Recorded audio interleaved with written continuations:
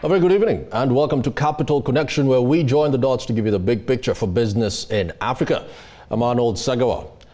On the agenda, after more than a 2-year delay, elections in the Democratic Republic of Congo are finally scheduled to be held on the 23rd of December 2018. The vote in Africa's second largest nation will have massive consequences, not just for it and the 9 countries it shares borders with, but for the subcontinent as a whole. Our panel of analysts will discuss the forthcoming poll, and we also do check in with Zimbabwe's recovery with businessman Strive Masiyiwa and a Zimbabwe analyst. But first, the election of right-wing populist Jair Bolsonaro to Brazil's presidency yesterday could lead to South America's economic powerhouse leaving the BRICS economic grouping. The 63-year-old former paratrooper, known as the Trump of the tropics, has mentioned many times his dislike of Brazil's membership of the emerging market grouping comprised of Brazil, Russia, India, China and South Africa. Now, South Africa's President Cyril Ramaphosa hosted the inaugural South Africa Investment Conference in Johannesburg recently. South Africa's strategic position at the tip of Africa makes it a key investment location, both for opportunities that lie within its borders and as a gateway to the rest of our continent. Earlier this year, African heads of state, as many of you will know, agreed to establish an Africa continental free trade area. And free trade area that will provide access to a market of more than 1.2 billion people and a combined GDP of more than $3.4 trillion. This will fundamentally transform the economies of many African countries and will further enhance the attractiveness of South Africa, which, with its diverse manufacturing base, advanced infrastructure and sophisticated financial sector, as a compelling investment destination. One of the delegates present was Zimbabwe's businessman and executive chairman of billion-dollar telecommunication media and technology group Econet, Strive Masiyiwa. CNBC Africa's Karabo Detlata caught up with him and asked about Zimbabwe's prospects and his confidence in Emmerson Mnangagwa's ZANU-PF government. I have invested in Zimbabwe in the last 10 years. 1.5 billion US dollars. Okay, I'm as committed to investing in Zimbabwe as I've always been, come rain or shine. Okay, but concerning the change that has taken place, I believe it is real. I believe President Mnangagwa is sincere in the things he wants to do. It is going to be extremely challenging. Everybody knows that. Anyone who understands economics knows it's going to be tough going. But I think that Zimbabwe needs to be given a chance. Okay? It needs to be given a chance. The days we've got to stop the politicking and focus on rebuilding this country. And I'm right up there. Okay? I think, for instance, that the sanctions should be removed. There's no justification for them anymore. Okay? They should be removed. And I've always been on record to say the sanctions are not justified. Okay? And now we are almost 20 years into the sanctions. You can't have one country operating with its hands tied behind its back. And Ms. Karabo Detlatla's full interview with Strive Masiyiwa on Political Capital at 6:30 Central African Time tomorrow night. Now, joining us from Harare is Derek Matyszak, a researcher with the Institute for Security Studies. Hello, Derek. Many thanks for making time to speak to us. Now, over the past few decades, Zimbabwe has been having lots of economic troubles. Do you get the sense that this is maybe a bridge for the new government with Emmerson Mnangagwa? Well, Mnangagwa has taken over at a time when the economy is in perhaps deeper trouble than it's ever been. Mugabe left a very deep hole for Mnangagwa to climb out of, and it's not clear that he's going to be able to do that. He has put in place measures to try and cause some sort of economic revival to come about, but it's not certain that he's going to be able to initiate that economic revival before Zimbabwe goes into further economic decline. Right. Let's talk about the possibility of the IMF coming to the table here with maybe technical support or a standby credit facility here. Do you think Zimbabwe as a whole, at least on the fiscal stance, is ready to welcome the IMF back? The IMF can't really provide the remedy to what are in fact the deep-seated problems in Zimbabwe's economy. Zimbabwe's problems really stem from a huge budget deficit, and government has been funding that budget deficit by essentially creating money, creating electronic money. And this is where the fundamental problem lies, that it's created money out of nothing. This has created inflationary pressures in the economy, and this is what is causing the difficulties, it's driving away investors and causing prices to spike in Zimbabwe, fuel shortages and shortages of basic commodities. So I don't think the IMF, any kind of funding from the IMF is going to take Zimbabwe anywhere. Even if the IFIs, not just the IMF, but the World Bank, etc., were to bring in $2 billion into the Zimbabwean economy, the problem is that it is likely to immediately vanish from the formal system, out of the banks, out of commerce, and under people's mattresses, and to be externalized from the country. So this is one of the difficulties government is facing. Right. Something that's quite fascinating is with the turbulence that we have seen over the past 2-3 years, equities, on the other hand, on the stock exchange, on the bourse, are rather undervalued. Now we're looking at Econet here, some other options here, Old Mutual maybe also. And do you get the sense that for an outsider, maybe if I am in South Africa, now is the time to actually buy these equities when they're at their cheapest?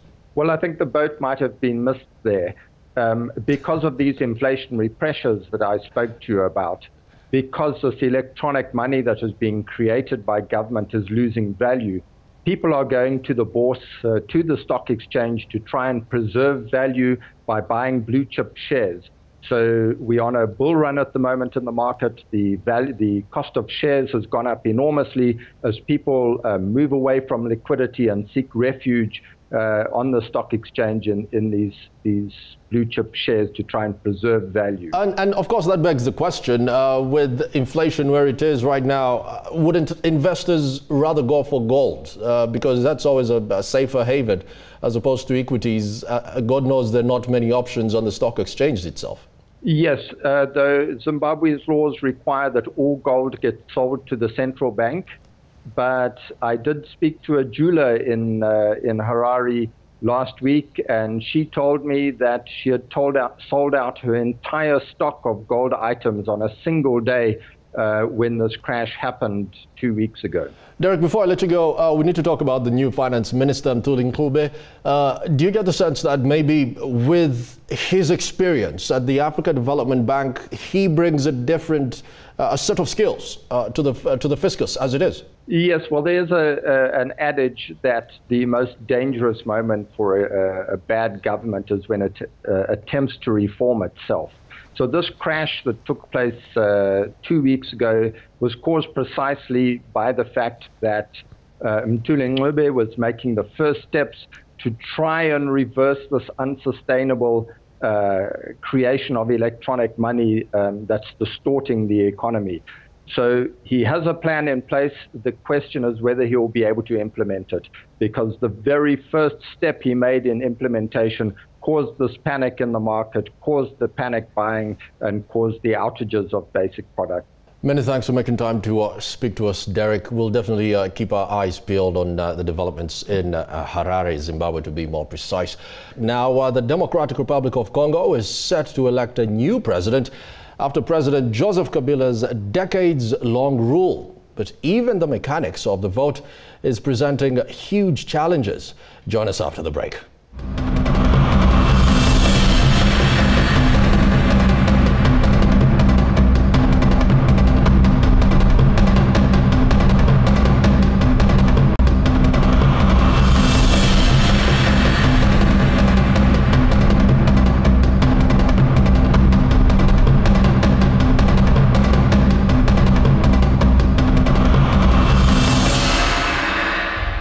Welcome back to Capital Connection. Now, joining me to discuss the Democratic Republic of Congo's forthcoming election and its aftermath in Lagos is political analyst Liborous Oshoma, and in our Johannesburg studio is a researcher for the Institute for Dispute Resolution in Africa, Advocate Sipho Gideon Mantula. Welcome, gentlemen. Let's start with you, Sipho. So, after all the delays that we did have leading up to the election, finally there's enough money, because before we did hear the incumbent Kabila saying there's not enough money. So it's quite interesting how finally now there is enough money. Correctly, but one can say that for the SADC region, these elections, it is very critical. More so, it was delayed from 2016. What is key, it is the role of SADC in terms of the support, and as well South Africa, because I think that not many of our viewers are aware that South Africa invested a lot in that country when you look at political, economic, and militarily. And one can say that since the 1998 First Civil War of the Congo, that's where we are having that. When you look at the second decade of that civil war, now towards elections, are this election a panacea? Are they a remedy? Because I can say to you the two previous elections were complex, were underclouded. The SADC Election Observer Mission, their report was doubted. The AU report was doubted. The EU was very critical. So one can say that beyond the money, pouring money into election doesn't solve the issue of deficit of leadership, corruption in that country, and even looting and stealing of natural resource. Right, Sipho, let me just put a pause on this, because I want to really come back to this mediation. Even the late Madiba Nelson Mandela went all the way to Kinshasa back in the 90s to have a common ground here. But let me just bring in our guest in Lagos, Liborous. Just give us a sense of what the expectations are, at least from Nigerians. Are they even watching the election to start with? Yes, expectation in Nigeria, really, a lot of people are not are still very skeptical if election will truly hold in Congo, because if you remember from 2016, it was postponed to 2017 on the ground that the electoral register, they don't have a credible electoral register, and that they don't have the $1 billion needed to conduct a credible electoral register. And in 2017, it was still postponed. Until date, as we speak, that credible electoral register is still not in place. And coupled with the fact that the Congolese Supreme Court interpretation of Article 75 and Article 70 of their constitution as regards whether the current president has power to remain in office. You know, all of that, you know, put in the mix, people are a bit skeptical if truly election we hold come December, because it's been one election postponed too many. Sipho, I definitely see you agreeing to much of what he's saying. Correctly, I do agree. The issue that he's raising about the voters' role. And if you have been picking up the news, over this weekend there was protest around the voting machine. So one can look at that whenever there are elections, the issue of the election calendar, the issue of the tools, how the electorates are going to engage with. Remember the Kenyan story, where people are saying you have generated results from the voting tools, the register itself, machines, and the register. There is a claim that 10 million voters, their fingerprints are not in, and these are the issues that when you were raising the issue of mediation, it now becomes difficult when the playing field is not level, because mediation of AU has failed. Remember that the AU tried. One can say that the role of the civil society, the role of the Catholic Church in that mediation of 2016 can still be used in this coming election. And like as I think my colleague is raising this issue, it will be credible, but one can still look at the issue of transparency, legitimacy. I can't go to free and fair. Sipho, just another thing that we're actually touching just before we came on is the massiveness of the country. Yeah. Because if you move from Goma, which is on the east of the country, to Kinshasa, there isn't a road that can actually connect you. This country is quite massive, and doesn't that actually undo whatever work is being done by the Electoral Commission or make it even more complex? Correctly. As we talk about the the landscape, one can look at the calendar again. Their election date is during the rainy season. So you ask yourself, are you going to need helicopters to can transport which was actually electoral materials, which South Africa has helped around it. But you look at the demarcation, you look at the role of election management body. We have tried to advise them, we have tried to teach them about the issue of sensitivity of the electoral voters' role, the issue of demarcation, the issue of voters queuing, because the young people of today, they want electronic voting, they want to be quick. And that's why one can say that we have challenges in that Great Lakes area of Congo. More so, it is even bordering countries that are still not stable. That is one concern. You can think of elections, but look at the South Sudan, look at Central African Republic, look at Chad, but as well as look at the role of Uganda in all these challenges that they are having. Liborous, let's just come back to you. Lots of complexities when it comes to the country. I've crossed to Goma sometime, and the first thing that hits you is lack of a currency. If you don't have dollars, you're not going anywhere. Do you get a sense that this just puts more pressure on the cost of rolling out a credible election? Yes. Recently, I think the electoral umpires in the AU countries gathered somewhere in West Africa to brainstorm on how some of these African countries can collaborate in terms of assisting each other, grow democracy, elections, conduct of elections, and then also having credible register, because basically you cannot conduct a credible election without a credible register. And I think also that the AU needs to come together and find a way where the richer countries will be able to at least support, other countries who are grappling. And one of such countries is Congo. I also learned that South Africa has done enough, in terms of assistance, but you find out that, like you said, the currency, but then that's the lack of, purposeful leadership in that country is one big problem, where in spite of, the democratic practice, you still see a lot of poverty, you still see massive corruption, you still see high-handedness and impunity going on. With all of this put together, it is difficult for, no matter the intervention, that any, foreign countries would want to give. If, corruption is not eradicated in that country, it's still going to be a very big problem. And that's why a lot of people, including some observers in Nigeria, are skeptical if truly the election will be credible, because we recently also you discovered that some of the topmost contenders in the election have also been banned from contesting the election, including the only female contestant. So so all of this, it's like paving a way for Kabila's candidate, and this also will add remove some form of credibility from the process. Right. I love that you're actually going towards the names, because that was my next point. What you have alluded to, Kabila's candidate, that's of course Emmanuel Ramazani.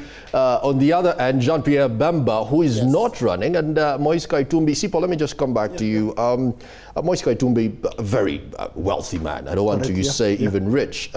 Jean-Pierre Bemba, another established man, and some are arguing that charges were trumped upon Kaitumbi to make sure that he doesn't run. What do you make of this? One can say that we'll be waiting for next month, the 15th of next month, where they'll have what we called a joint candidate. Vital Kamerhe is one person who is coming forth. Tshisekedi, I'm very doubtful about him, Felix, because he's very young into politics. You have raised the two names, Bemba, Katumbi, were the figures, actually.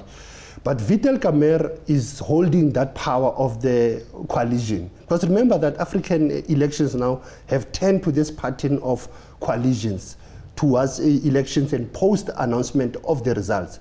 So one can look at that. Emmanuel Ramazani is a proxy, is an unknown figure. He's a fugitive. And Ramazani, allegations are that it's even related to the current President Kabila. So you find nepotism and find how Kabila has worked around this delay of candidates. But my concern is electoral justice system, how the courts came to the decision to disqualify even Anthony Gisenga, one of the senior and eldest candidate who has served DRC from the time of Lumumba in the 1960s. And this is the person who came in 2006 as the then Prime Minister to the, Laurent Joseph Kabila. So one can look at the role of Electoral Court of Justice. One can look even at the role of even political parties who have to form coalition, because Kabila know how to rig elections. That's one thing that we should not run away from, because incumbency, they know how to rig elections. And I think in our electoral studies, we normally shy away from that point. I was actually just going to go to that particular point. Last year, historic moment when the Supreme Court in Kenya, of course, with the Chief Justice, Mr. Maraga, Judge Maraga, ruling that the incumbent hadn't won. And I want to bring in Liborous here. In the Gambia in 2016, something very unprecedented happened, that the electoral body actually announcing that Yahya Jammeh had lost to Adama Barrow. Do you get the sense that this is a new dawn for Africa, where it is actually possible for the incumbent to lose an election?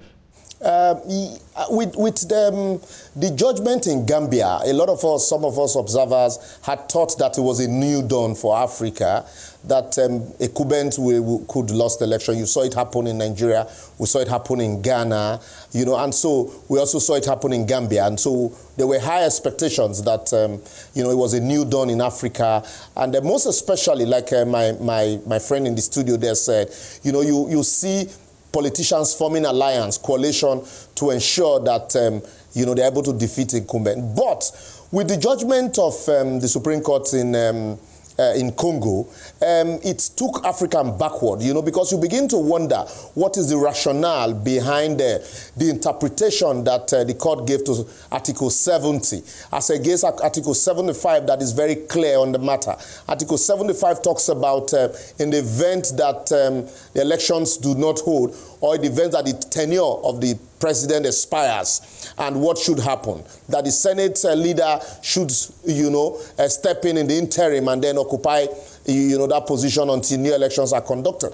But the Supreme Court in Congo closed their eyes to that and rather would narrowly took Article 70 that talks about a situation where you have a president-elect and then that the president will occupy office until a new president is sworn in. And to me, that was a very narrow approach to the issue. It shows that that court, you know, to some extent also had been compromised by the political, you know, establishment in the country. And so that also, if you just oppose that with what happened in the Gambia, it would be difficult to really say that African had come the full circle. So we still also watch what will happen, what will play out. And like my colleague rightly said, apart from the process, you know, the electoral process, there's a need for participants also, the candidates, to have faith in the judicial process. If the judicial process, as we have seen, it's not one that you can truly beat your chest and say, yes, this process would be fair and transparent to all concerned, then there's a big problem, because we all definitely know